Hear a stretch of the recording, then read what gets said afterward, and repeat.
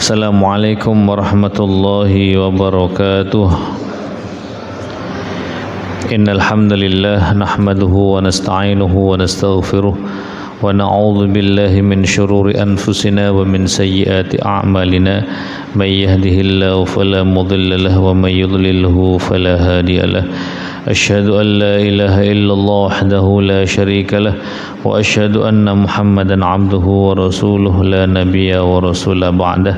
Subhanaka la ilma lana illa ma 'allamtana innaka antal alimul hakim wa tub 'alaina innaka antat tawwabur rahim.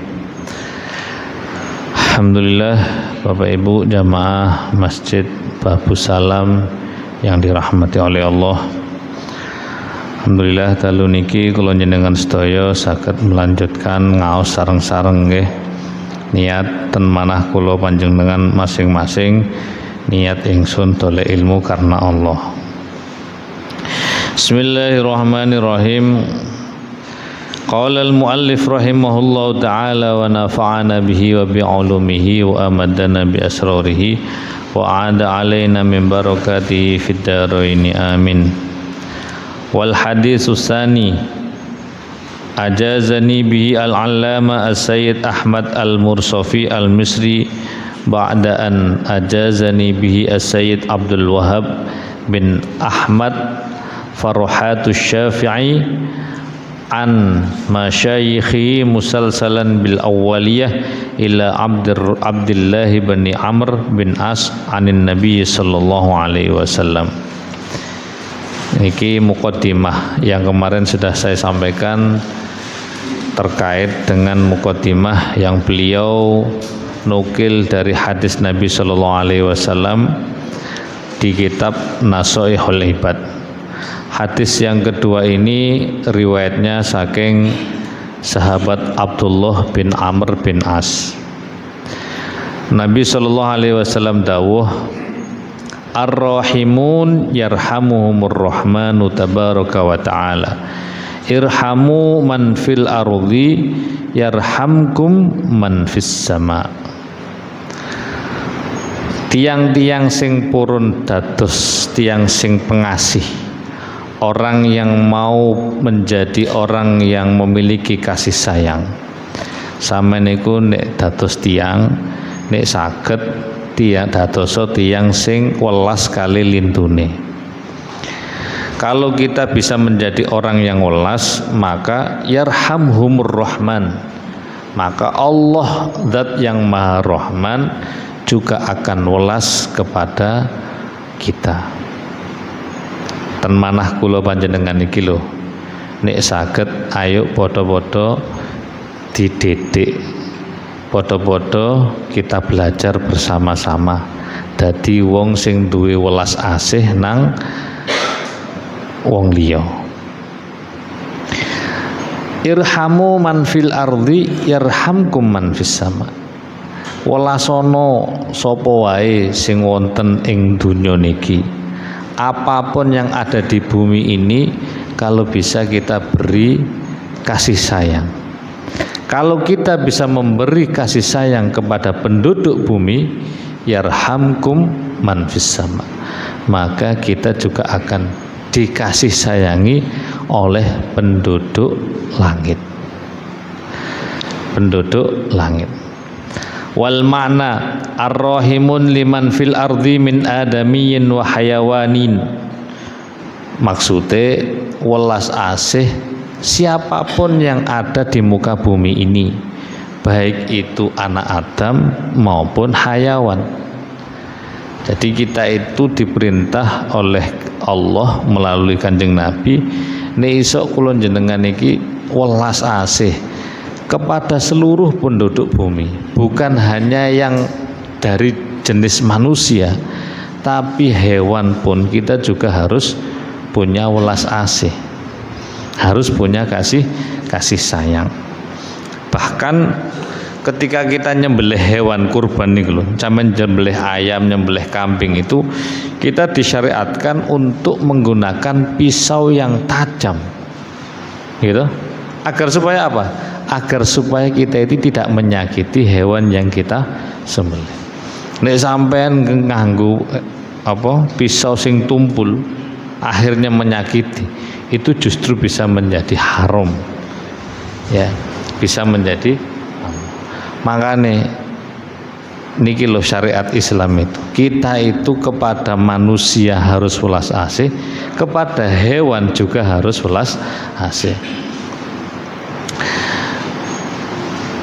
Makanya ada cerita, tiang pelacur, orang yang hidupnya dia suka melacurkan dirinya. Napa pelacur niku? WTS. Dia pelacur.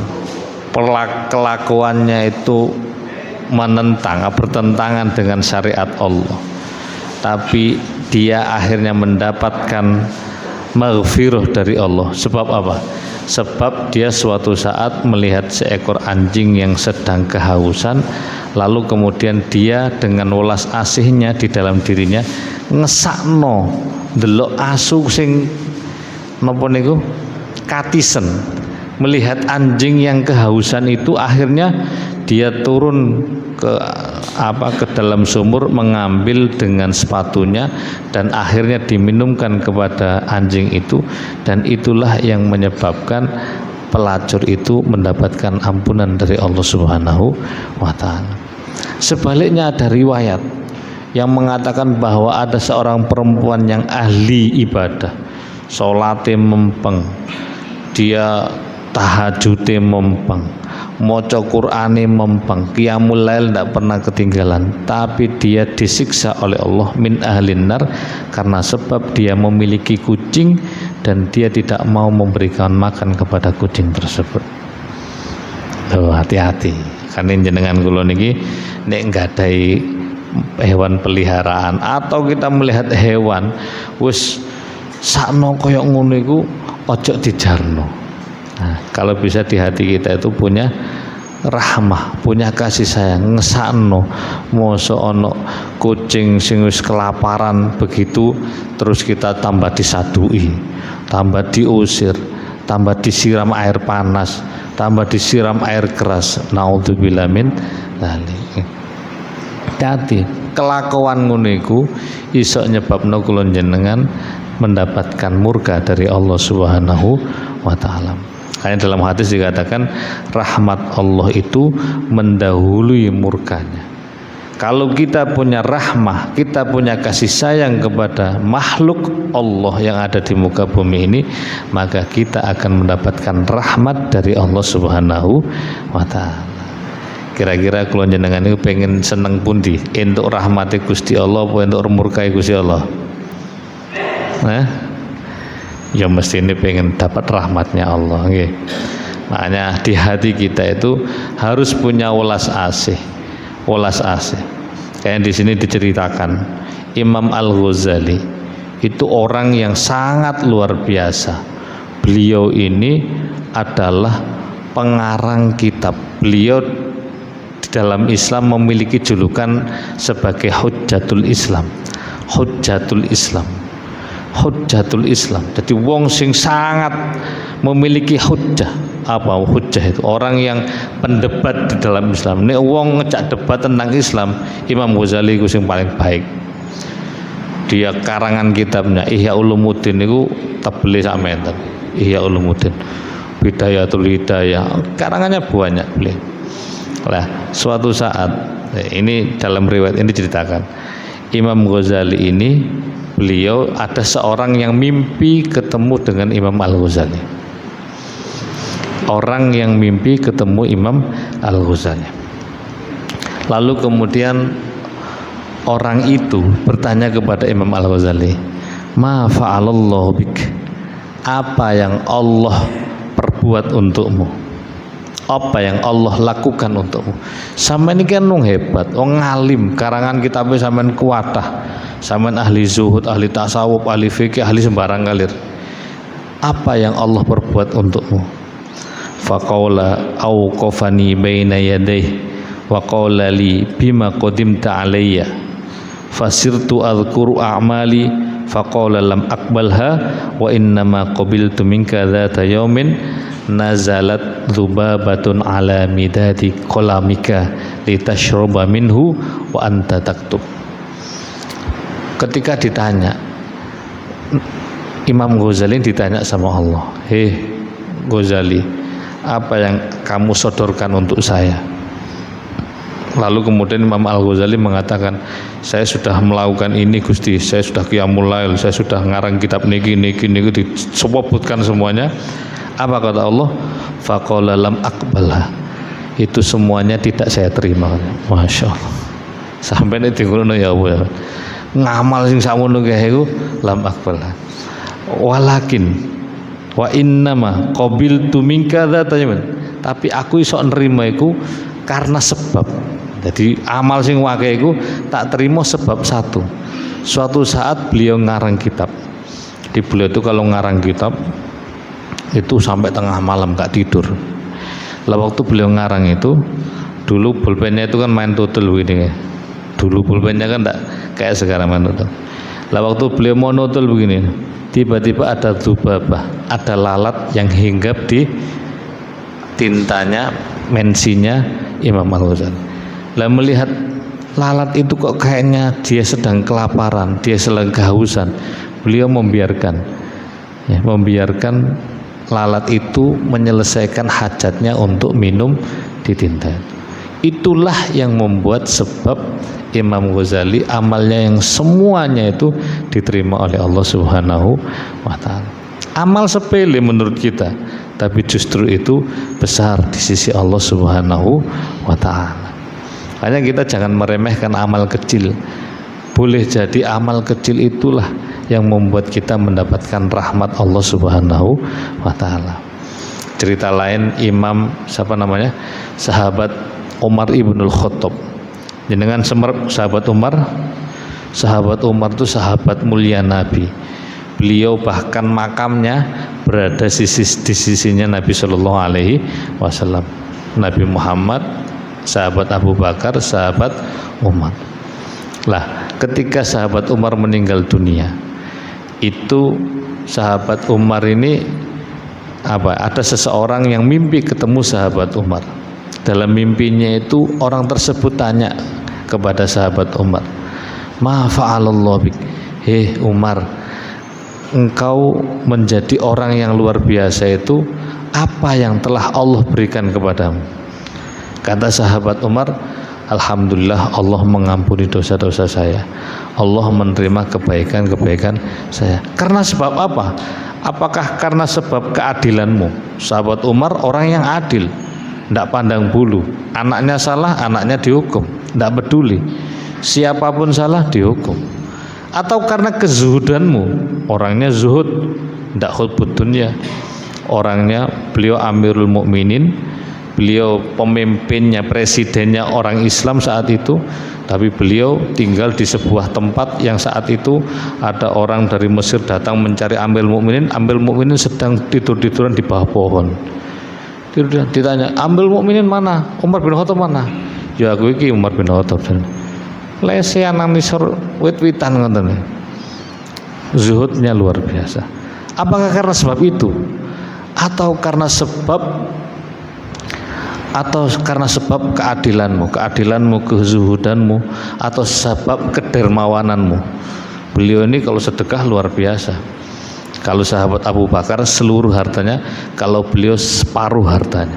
Nek duit 1 miliar 500 juta diberikan. Kalau punya uang 1 triliun 500 M diberikan semua. Itu sahabat Umar bin Khattab.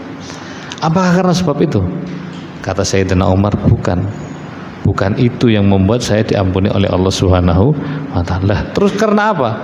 Karena suatu saat ketika beliau sedang jalan-jalan di Madinah, ada seorang anak kecil yang sedang bermain burung pipit. Nek nang kene ngono burung apa jenenge?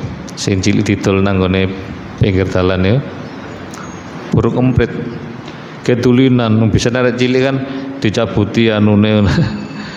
Karena beliau merasa kasihan ini burung kok kedulan bocah cilik. Akhirnya sama beliau dibeli itu burung.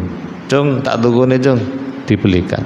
Setelah dibeli kemudian burungnya diterbangkan, dibebaskan sama Sayyidina Umar ibnul Khattab. Lah sebab itulah akhirnya Allah mengampuni dosa-dosanya dan menerima amal kebaikannya. Ibadah yang sepele, nggih. Ibadah sepele, tapi masya Allah justru itu menjadi cara Allah mengampuni dosa-dosa ulama-ulama kita, guru-guru kita, sahabat-sahabat Rasulullah SAW. Itu kepada hewan, lah apalagi kepada sesama manusia. Kepada hewan saja, makhluk hidup yang mungkin secara interaksi kita tidak bisa ngobrol, itu sudah luar biasa kebaikannya, apalagi kepada manusia. Makanya kalau kata guru saya itu, sampeyan niku nek budal kerja berangkat dari rumah kemana saja, melihat orang kesusahan di pinggir jalan, bantu semampu, bantu semampu. Ana wong dodolan kesepian, nek sampean sok tuku-tukun, nek gak sok tuku dongakno, doakan dalam hati, ya Allah mungkin jenengan paring laris ya Allah dagangannya orang itu. Jangan sampai di hati kita itu ada cuek. Ana wong kesusahan bano iku urusan itu urusanku. Nauzubillah min dzalik. Mas yo sampean enggak iso bantu dengan harta kita.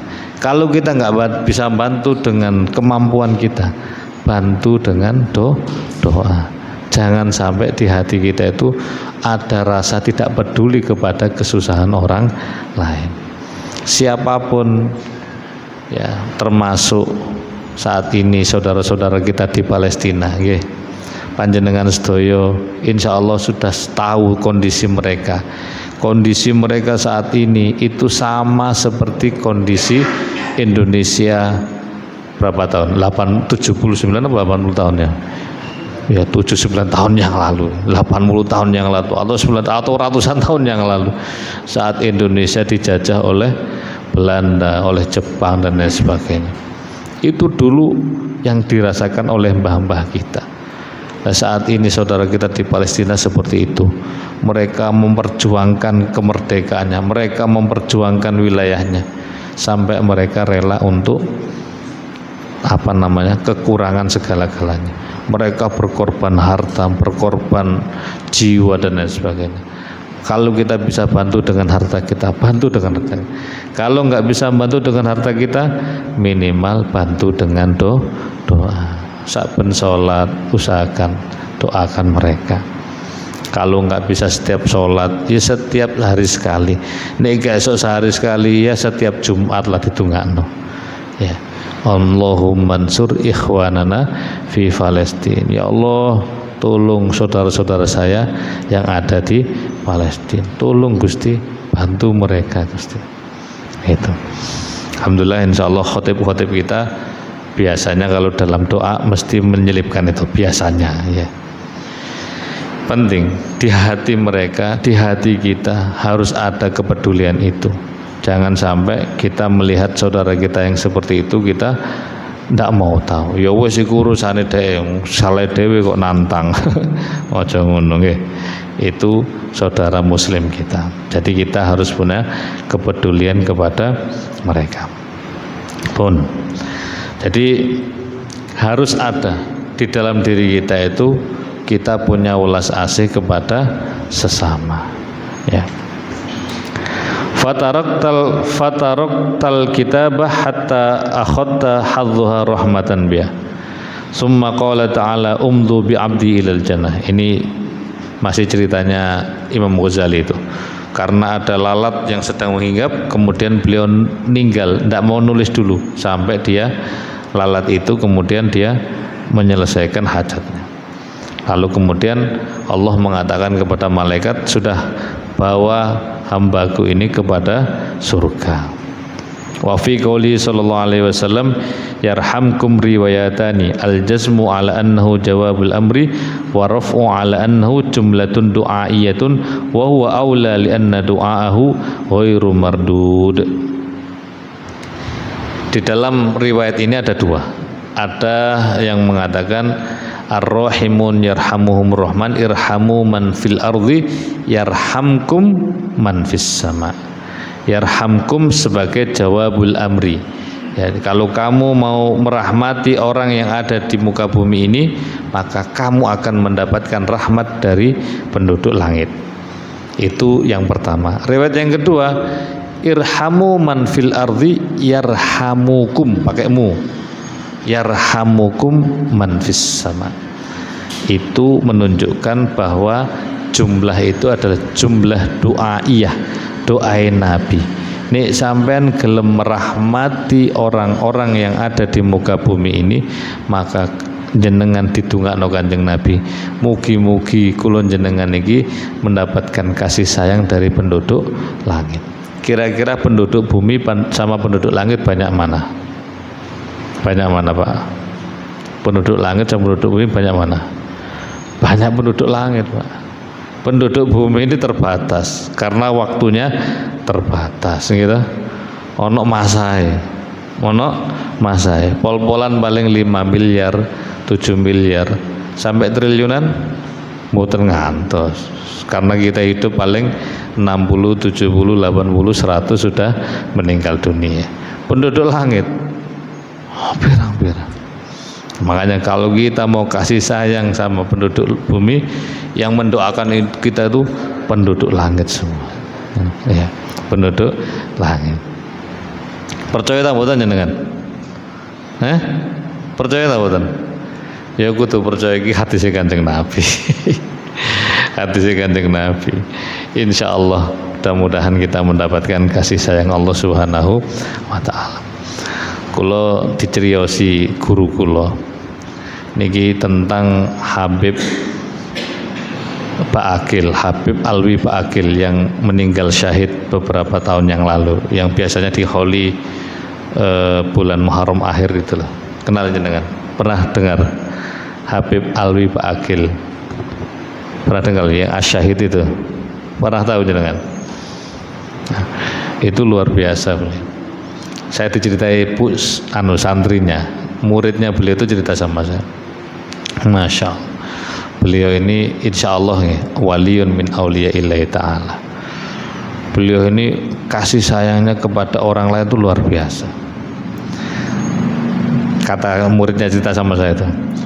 Jadi beliau itu ketika keluar dari rumah, beliau itu selalu menyediakan uang untuk disedekahkan di dalam sakunya. Ketika keluar dari rumah, ini pernah beliau ngikuti sendiri, ngikut di belakangnya Habib. Keluar dari rumah, itu tiba-tiba pengemis datang, Pak minta Pak dengan. Lama lagi Pak minta, sampai habis uangnya. Setelah habis uangnya, selesai, tidak ada yang minta. Ya, Masya Allah. Wong-wong itu duwe kasih sayang, mbak diatur mbak Gusti Allah. Disiapkan uangnya. Orang yang mau disedekahi didatangkan oleh Allah Subhanahu wa taala. Bahkan suatu saat beliau ini pernah ziarah ke Asmara Kondi. Nah, setelah ziarah ini jamaah-jamaahnya itu sudah berada di dalam mobil. Tapi beliau ini duduk di depan masjid itu, beliau diam saja. Tidak ada yang berani manggil, tidak ada. Beliau diam saja begini. Lama gitu, sampai akhirnya dinteni mbek jamaah iki lapo Habib kok menenge nang kono. Akhirnya setelah itu beliau berdiri dan menuju ke mobil. Tidak ada yang berani tanya.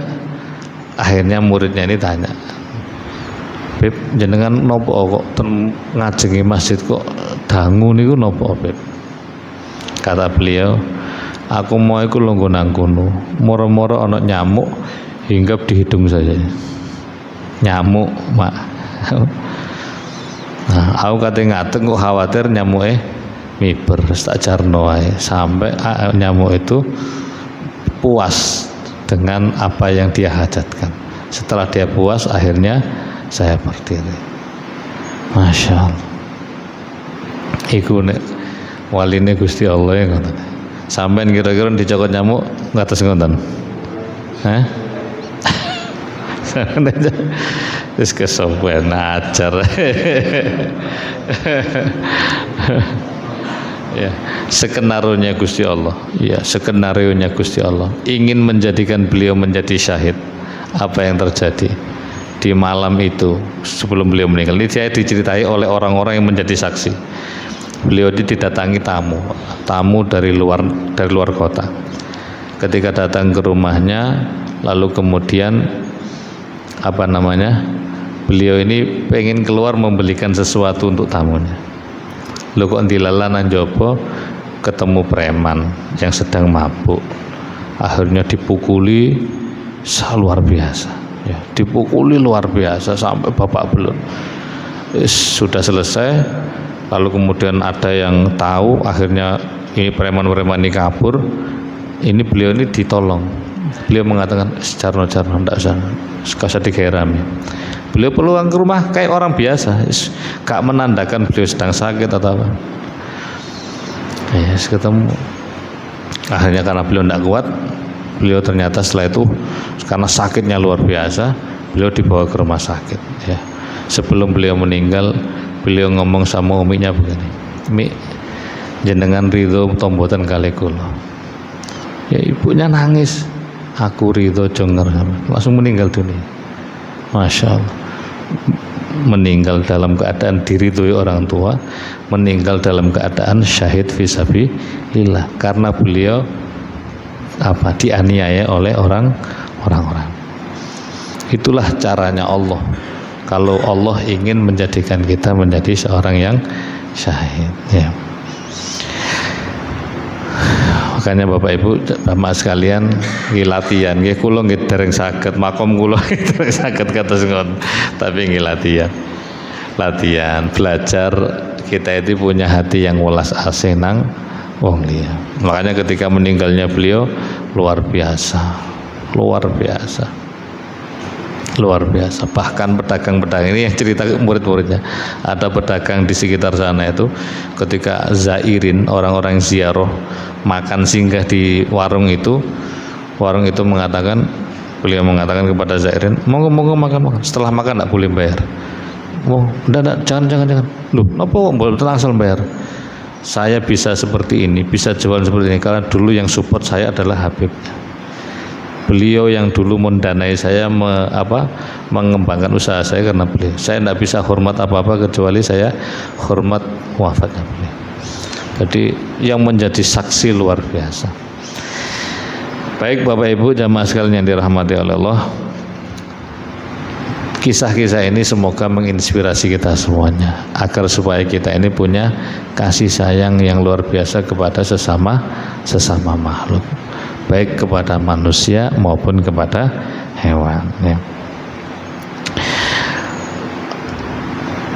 Wa min asbabi husnil khatimah al-muwadhafa ala hadha du'a wa huwa Allahumma akrim hadhil ummatal muhammadiyah bi jami'ili awaidika fid daraini ikraman liman ja'altaha min ummati sallallahu alaihi wasallam. Ini ada cara agar supaya jenengan kula niki diberikan oleh Allah husnul khotimah. Pengen husnul khotimah ta mboten? Pengen ta mboten? Pengen nggih. Ini lazim kan baca doa ini. Allahumma akrim hadhil ummah al muhammadiyah bi jamili awaidika fid daraini ikraman liman ja'altaha min ummati nabiyina Muhammadin sallallahu alaihi wasallam. Apal Pak? Mboten nggih. Atau doa ini, kalau tidak bisa ini doa ini. Ini doa dibaca antara azan subuh sama qomat. Insyaallah jenengan sering dengar doa ini. Allahumma ighfir li ummati sayyidina Muhammad.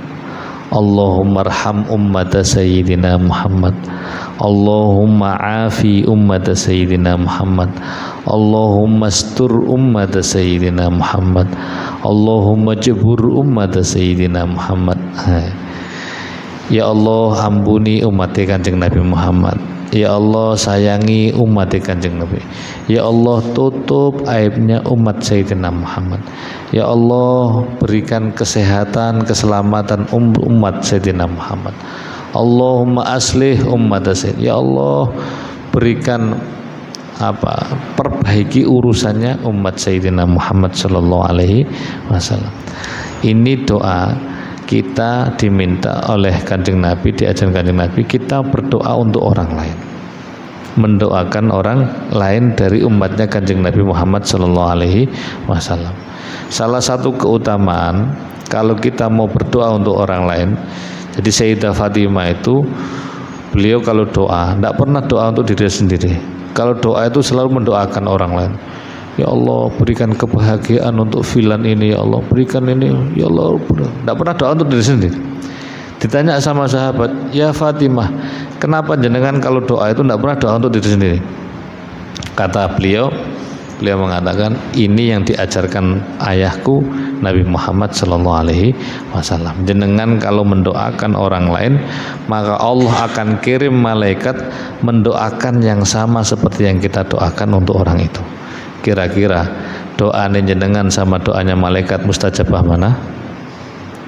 Mustajabah mana? Mustajabah malaikat. Makanya doakan orang lain. Lah ini doanya. Ya. Nanti jenengan browsing di internet insyaallah ada. Allahumma ighfir li ummati sayyidina. Doa untuk agar meninggal husnul khotimah. Insyaallah ada. Ini ada riwayatnya dalam kitab Nasuihul Ibad. Ini ngantos jaminan nih. Lanjut ya. Atau ada pertanyaan? Tanya jawab? Enggak ada? Oke, monggo. Waalaikumsalam warahmatullahi wabarakatuh. Jadi tadi waktu itu menjelaskan, mungkin yang saya sendiri mungkin tidak ngerti, saya sendiri mungkin kriterianya apa? Otak itu perlu dijabarkan. Kalau hanya dia tidak bisa dijabarkan, pasti dia bingung. Terus yang kedua, seorang laki-laki harus jamaah di masjid. Contohnya saya aktif di tahajud, tapi subuh sering meninggalkan jamaah. Menurut pendapat Ustaz, kita meninggalkan subuh atau tahajudnya yang diperlukan. Terima kasih. Assalamualaikum warahmatullahi wabarakatuh. Waalaikumsalam warahmatullahi wabarakatuh. Ya, welas asih itu kasih sayang. Jadi di hati kita itu punya rasa bahwa kita ini punya perhatian kepada orang lain, kepada makhluk lain. Panjenengan kula niki saged nggih latihan sebisa kita punya kepedulian kepada orang lain. Ndelok wong soro, ndelok wong susah, nek iso ati kula jenengan ini punya perasaan yang sama. Apa istilah saat ini? Empati, ya. Punya empati. Ono konco susah, nek iso awak dhewe melok membantu agar supaya dia selesai dari kesusahannya. Jangan terus ada orang susah sampai tambah ilokno ya salamu dhewe, kandhane gak oleh ngono ya aja ngono. Ya. Jadi itulah pentingnya kita ini di hati kita ini punya perasaan bahwa kita ini punya kasih sayang kepada orang lain. Ada teman kita, saudara kita yang sedang sakit, ada teman kita yang sedang kesusahan, ayo datang ke mereka, bantu mereka. Itulah salah satu bentuk kasih sayang. Kasih sayang itu memang luas ya, sangat luas sekali. Ya, di antara keluasannya itu adalah kita punya kepedulian, kita punya rasa tenggang, punya rasa peduli kepada orang yang kesusahan itu dan lain sebagainya. Agar supaya kita ini senantiasa mendapatkan kasih sayang dari Allah Subhanahu wa taala. Itu yang pertama. Yang kedua, nggih. Apakah benar kita menyuruh orang sakit itu adalah sudah kalau melihat orang sakit itu pahalanya sama Makanya itu Pak, soalnya aja saya tidak punya agenda. Itu soalnya yang ngomong itu yang bicara itu Ustaz bukan Ustaz sembarangan. Sudah terima kasih. Di dalam Islam itu memang banyak riwayat yang mengatakan amal ibadah sosial itu memiliki keutamaan seperti ibadah sunnah yang luar biasa. Itu menjenguk orang sakit itu kan termasuk salah satu hakul muslim alal muslim, haknya orang muslim dengan muslim yang lain. Itu diantaranya ketika ada orang yang sakit itu kita menjenguk. Memang keutamaannya banyak, diantaranya kalau saya melebihi 1000 rakaat itu saya belum pernah membaca riwayat itu. Terus terang saya belum pernah baca riwayat itu. Cuman memang beberapa yang saya tahu beberapa amal sosial itu kadang memang memiliki keutamaan yang luar biasa. Jenengan ngantar jenazah orang yang meninggal dunia itu sama mendapatkan pahala sebesar apa? Sebesar gunung Uhud ya. Sebesar itu. Besarnya kayak apa? Ya kita sama-sama enggak tahu. Memang riwayat ada yang mengatakan begitu. Itu kan koyok lu koyo sok sakmono gedene. Iya. Kanjeng Nabi itu menggambarkan ibadah kita itu bukan hanya sekedar sholat, bukan hanya sekedar baca Quran. Ibadah sosial itu peduli dengan lingkungan, peduli dengan orang lain, itu juga memiliki keutamaan yang luar biasa di sisi Allah Subhanahu wa Ta'ala. Itu Pak ya. Nggih. Jadi ibadah sosial itu ibadah kita peduli dengan orang lain itu memiliki keutamaan yang luar biasa di sisi Allah Subhanahu wa Ta'ala. Nah, terus kemudian apakah ketika kita ini qiyamul lail, sholat tahajud semalam suntuk tapi gak sholat subuh, besar mana pahalanya? Pak, Bu, ya sholat wajib itu lebih utama daripada sholat sunnah. Sampai sholat tahajud 1000 rakaat karo sholat wajib subuh mek 2 rakaat, si afdal sholat subuh yang 2 rakaat itu lebih utama sholat subuh. Kenapa? Karena sholat subuh itu wajib. Sesuatu yang wajib tidak bisa dikalahkan dengan yang sunnah. Sama kayak zakat. Sampai zakat meskipun mengeluarkan uang hanya cuma 1 juta dibanding infak sampean, sedekah sampean yang sunnah senilai 100 juta, lebih besar yang 1 juta pahalanya di sisi Allah Subhanahu wa Ta'ala. Karena yang wajib itu lebih utama daripada yang sunnah. Ngoten nggih. Jadi jangan dibandingkan loh. Ya emang wajibnya didahulukan. Makanya jangan sampai kita ini, ya terutama kadang-kadang di Ramadan ya, sholat qiyamul lail ke jam 12 sampai jam 4 wae subuh turu gak sholat. Ya padha wae. Wong sing wajib iku sing iki. Sampeyan qiyamul lail mari ngono meneh wae poso gak poso ya padha wae. Sampeyan poso sunnah Senin Kamis tapi zuhur asar gak sholat ya padha wae. Sunnah ngalahno sing wajib. Sampeyan umroh nyun sewu nggih, umroh Ramadan. Umroh itu yang kedua kan sunnah kan. Sampeyan gak poso. Ya padha wae sampeyan. Karena saya pernah lihat itu waktu saya umroh Ramadan kapan hari. Ibadah Ramadan, ibadah umroh yang kedua itu kan biasanya siang hari ya Pak. Siang hari. Lho wong-wong iso ngombe zam-zam iki enak glek-glek. Masyaallah iki Ramadan padahal. Ki piye? Ramadan puasa yang wajib dikalahkan dengan umroh yang sunnah. Ya ojo sampai. Wajib ojo dikalahno karo sing sunnah ya. Jadi nek carane lagu-lagu ojo dibanding-banding. Ya gak banding wajib mek sunnah. Nggih. Nggih. Tapi wajib kadang-kadang ya tidak diperhatikan. Itu subuh. Padahal jelas keterangan waktu itu jangankan untuk sunnah wajib dan sunnahnya pun jelas mengalahkan tahajud dan jelas itu tidak. Tapi orang itu ada bungkus di tahajud, itu bagaimana kok di subuh. pendapat saya betul. Karena masalah kalau sunnah bisa. Tapi ngenten Pak, ngenten. Saya jadi memang betul wajib tidak bisa dikalahkan dengan yang sunnah. Jadi kalau bisa bapak-bapak ibu-ibu nggih, salah satu ibadah sholat jamaah yang afdol, yang paling utama itu adalah sholat subuh berjamaah. Sholat jamaah ini loh nomor siji, yang paling utama adalah sholat subuh. Yang kedua sholat isya. Sholat isya.